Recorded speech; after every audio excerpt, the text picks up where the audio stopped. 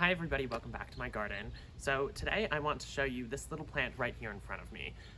You can see that the garden behind me still has a ton of weeds and overgrown shrubs and stuff. I'm slowly kind of working on getting it under control, but through that process I'm getting to buy lots of new plants. And this one is one that is totally new to me. I had never even heard of it till I found it in the nursery. But once I saw it, I knew I had to have it. And so I've been doing a ton of research into this plant and plants like it. And so I wanted to share that with you.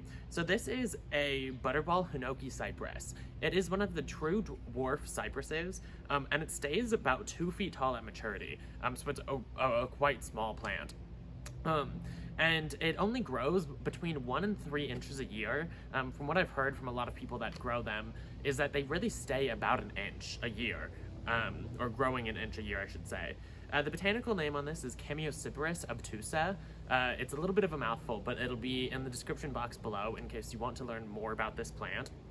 But it's hardy down to zone 5, so it's pretty winter hardy, and it can take full sun, and if you grow them in full sun, this kind of golden color on the edge of the leaves will be a lot brighter. You can also grow them in pretty deep shade.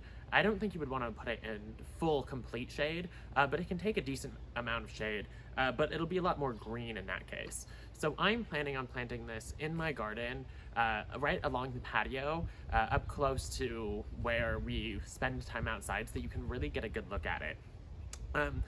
But anyway, that is all I have for today. I just wanted to show you this really cool little plant that is going to be going into my garden. Make sure you subscribe down below so you can see where this guy ends up, and see everything else that I do with this garden. So thank you so much for watching, and I will see you in the next video. Bye.